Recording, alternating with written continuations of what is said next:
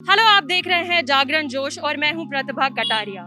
जैसा कि आप जानते हैं कि जेई मेन के एग्जाम्स चल रहे हैं। ऐसे में हम नोएडा में एक जेई मेन के सेंटर में पहुंचे हैं जिन्होंने एग्जाम को कंडक्ट करवाया है। कुछ ही देर में यहाँ पे स्टूडेंट्स अपना एग्जाम देकर बाहर निकलेंगे और हम उनसे जानेंगे कि उनका आज का पेपर कैसा रहा। तो चलिए शुरू करते हैं। आपका नाम क्या है? अभिरुचि सारस्वत। तो आज का एग्जाम कैसा आया था? डिफिकल्ट आया था? नहीं, पेपर तो इजी आया था, पर मैथ्स में तो थोड़ा मतलब क्वेश्चंस इजी थे बट आंसर आ नहीं रहा था फाइनल में, कैलकुलेशन थोड़ी। तो आप बताओगे कि आप कौन से एग्जाम मतलब कौन से क्वेश्चन में अटक गए आप? मैं एक आया था रेशो का क्वेश्चन, ट्रिग्नोमेट्री का, उसमें मैं फंस गई थी। तो केमिस्ट्री ज्यादा इजी था, फिजिक्स ज्यादा इजी था या मैथ? इजी था, वो एनसीईआरटी के डायरेक्ट क्वेश्चंस आए थे और केमिस्ट्री हो रहा था इजीली।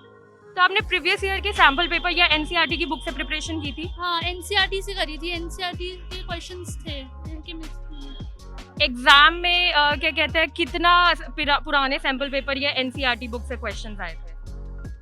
केमिस्ट्री तो पूरी एनसीईआरटी लग रही थी और प्रीवियस ईयर क्वेश्चन करने का फायदा था, मतलब थे क्वेश्चन सिमिलर टाइप। तो क्या कहते हैं आप कितने मार्क्स एक्सपेक्ट कर रहे हो? मैं 180-170 के आसपास। चलो, थैंक यू। आपका नाम? इशिता जैन। तो आपका एग्जाम आज का कैसा रहा? मुझे तो अच्छा लगा। इनफैक्ट अगर कुछ इट वाज केमिस्ट्री में तो काफ़ी ज़्यादा थ्योरी था, तो अगर इंसान केमिस्ट्री की एनसीईआरटी की थ्योरी अच्छी तरह से पढ़ के चले जाए, इनऑर्गेनिक की सारी, तो आराम से स्कोर कर लेते हैं। तो पीसीएम की अगर बात करें तो इसमें सबसे ज्यादा डिफिकल्ट कौन सा रहा पार्ट? देखो, it depends person to person, but मेरे हिसाब से तो आई थिंक मेरे लिए थोड़ा मैथ्स था, क्योंकि उसमें कैलकुलेशन, कुछ क्वेश्चन थे जो मैंने कैलकुलेशन की वजह से छोड़ दिए थे, but it was not as difficult as the previous ones. तो आपने पिछले साल के सैंपल पेपर्स या एनसीईआरटी की बुक से प्रिपरेशन की थी? हाँ, मैंने पिछले साल के जो है एनसीईआरटी बुक से करी थी, मतलब सैम्पल पेपर से किया था। एंड इस बार का लेवल आई मीन थोड़ा बहुत सेम ही आया है, ऐसा कुछ नहीं कह सकते कि बहुत टफ आया है, बहुत इजी आया है, इट्स सेम। तो आप क्या स्टूडेंट्स को बोलना चाहोगे कि कैसे प्रिपरेशन की आपने या क्या टिप्स देना चाहोगे? I would just like to say कि देखो भाई, केमिस्ट्री के लिए तो एनसीईआरटी पूरी अच्छी तरह से कर लो, ठीक है। मैथ्स के लिए भी एनसीईआरटी कर लो और whatever coaching you are following, है ना। एंड फिजिक्स के लिए कॉन्सेप्ट्स बहुत इंपॉर्टेंट है, क्योंकि आजकल डायरेक्ट फॉर्मूला बेस्ड आ रहा है बहुत। तो ऐसा कोई एग्जाम में क्वेश्चन आया था जिसमें आप क्या कहते हैं अटक गई हो या डिफिकल्ट लगा हो या क्वेश्चन कोई गलत हुआ हो?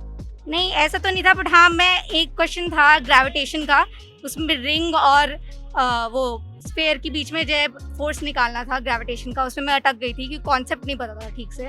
बट अगर कोई प्रैक्टिस करके गए अच्छे से तो कर लेगा। तो आप कितने मार्क्स एक्सपेक्ट कर रहे हो आप? I don't know exactly, but हाँ 180 समथिंग, 150। आपका नाम क्या है? धैर्य। तो धैर्य, आपका एग्जाम आज का कैसा रहा?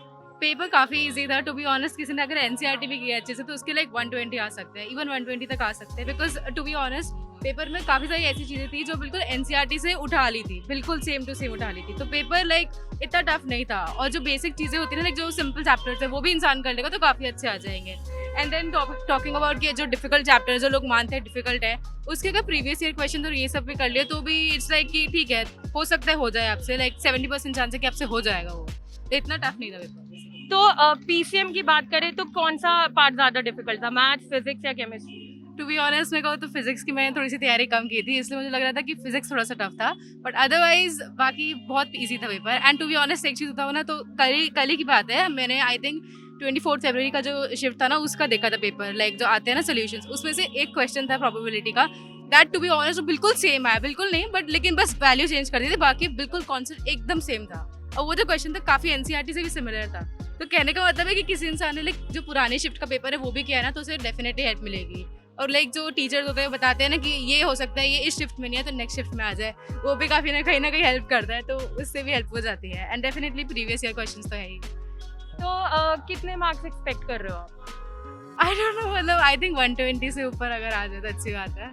अच्छा, कुछ बच्चों को टिप्स देना चाहोगे अगले कैंडिडेट्स को कि कैसे प्रिपरेशन की आपने या कैसे उनको पढ़ना चाहिए? सबसे पहले तो एनसीईआरटी अच्छे से करो, ठीक है, ताकि एनसीईआरटी के लाइक काफ़ी सारे क्वेश्चंस आते हैं वो हो जाएंगे।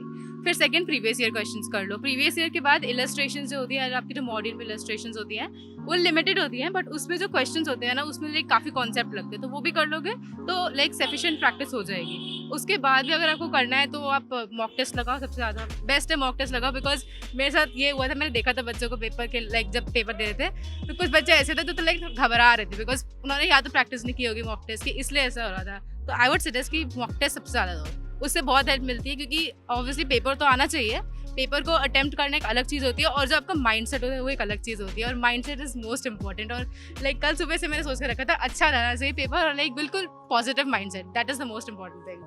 तो पेपर में कोई ऐसा कॉन्सेप्ट या ऐसा कोई क्वेश्चन जहाँ पे आप अटक गई या टाइम टेकिंग क्वेश्चन पेपर आया था? जो टॉपिक्स है जो काफ़ी इजी होते हैं, जिन्हें कहते हैं हाई स्कोरिंग टॉपिक्स, उसमें से उन्होंने क्या किया, क्वेश्चंस तो इजी थे, कॉन्सेप्ट इजी था, बट ऑब्वियसली कैलकुलेशन टफ कर दी थी। And that is like very obvious कि जो हमारे 5-10 क्वेश्चन होते हैं ना लास्ट के जिसमें इंटीजर होता है, उसमें ही टफ था वो, बाकी तो ईजी था बट वो टाइम टेकिंग था। लेकिन अगर किसी का टाइम बच रहा है, कैलकुलेशन स्पीड अच्छी है उसकी, तो वो कर लेगा आराम से।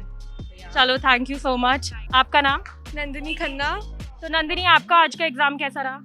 बहुत अच्छा था पेपर। एक्चुअली मैं ड्रॉप आउट हूँ, मतलब पिछले साल मैंने दिया था पेपर, तो मेरी परसेंटाइल कुछ 87 पे आके अटक गई थी, तो अभी फिर मैंने वापस प्रिपेयर किया, वापस दिया, मॉक टेस्ट बढ़ा दिए, फिर जब पेपर किया तो अब सारा इजी, मतलब इजी आया था पेपर। थेरेटिकल बेस्ड था ज़्यादातर, तो अगर केमिस्ट्री में किसी ने थ्योरी पढ़ रखी है एनसीईआरटी 4-5 बार तो काम हो जाएगा केमिस्ट्री में। तो सारा मतलब केमिस्ट्री में मैंने सारे क्वेश्चंस 100 में से 100 अटेम्प्ट कर, मतलब 100 में से 100 पूरे मार्क्स आएंगे। और मैथ्स और फिजिक्स में फिजिक्स थोड़ी सी थी ट्रिकी, मतलब अगर आपने छोटे छोटे कॉन्सेप्ट अच्छे से पढ़े हुए, अब मुझे 10 इंटीजर टाइप क्वेश्चन आए थे लास्ट में, उसमें भी अगर आपने थोड़े से कॉन्सेप्ट अच्छे से पढ़े हुए हैं, एप्लीकेशन बेस्ड पढ़ा हुआ है उस चीज़ को करके, तो आपके आंसर्स निकल जाएंगे इजीली सारे के सारे। तो अगर पीसीएम की बात करें तो कौन सा ज़्यादा डिफिकल्ट था? केमिस्ट्री और मैथ्स में मुझे टाई सा लग रहा था, मतलब ठीक ही थे दोनों की दोनों। अब इन्होंने केमिस्ट्री आसान कर दिया तो किसी चीज़ को तो देंगे, बट केमिस्ट्री भी उनके लिए आसान है जिन्होंने एनसीईआरटी का एक एक वर्ड पढ़ रखा है, वही लोग कर सकते हैं, नहीं तो फिर तो प्रॉब्लम हो जाएगी, क्योंकि फिर घबराहट होगी पेपर देते समय। और आपको मतलब एनटीए के जो मॉक टेस्ट थे जितने भी, उनसे हेल्प बहुत ज़्यादा मिली है। कुछ कुछ प्रीवियस ईयर क्वेश्चंस थे, मतलब पिछले सेट्स के क्वेश्चन थे, 2020 के थे कुछ कुछ, तो मिला जुला के सब पढ़ के तो फिर अब दिया पेपर, तो अच्छा लगा करते हुए। तो आपने प्रीवियस ईयर या एनसीईआरटी से प्रिपरेशन की है, तो उसमें से कितने परसेंट तक मार्क्स, मतलब क्वेश्चंस आए थे? केमिस्ट्री में तो 75% के अराउंड उसी में से आए थे, एनसीईआरटी टाइप के क्वेश्चंस थे। फिजिक्स में आप 50, अब एनसीईआरटी में ज़्यादा एप्लीकेशन बेस्ड नहीं होता, बट थ्योरी वगैरह अगर आप थोड़ा देख लो और फिर कुछ कुछ बुक्स से सेंगेज वगैरह ऐसी बुक से आप प्रैक्टिस कर लो क्वेश्चंस को न्यूमेरिकल बेस्ड, तो फिर तो हो जाएंगे क्वेश्चंस। और एनसीईआरटी में 50% फिजिक्स, 50% मैथ्स, बाकी का 50% खुद से मेहनत करके मतलब मार्क्स कर सकते हैं। ईजी था, ऐसा कुछ नहीं था पेपर में, अगर थोड़ा सा स्ट्रिक्ट तरीके से अपना रूटीन बना लो तो फिर तो हो ही जाएगा पेपर पूरा। तो आपने कैसे प्रिपरेशन की, क्या आगे टिप्स देना चाहते हो आप? मैं तो बस यही बोलूँगी कि पेपर करने से होता है, आप कॉन्सेप्ट मत करो, टाइम वेस्ट होगा, कॉन्सेप्ट मत पढ़ो, क्वेश्चन पेपर अटेम्प्ट करो, जो क्वेश्चंस नहीं आ रहे फिर जाके पीछे करोगे, उन्हीं कॉन्सेप्ट्स को रिवाइज, तो ज़्यादा हेल्प मिलेगी उसको सॉल्व करने में।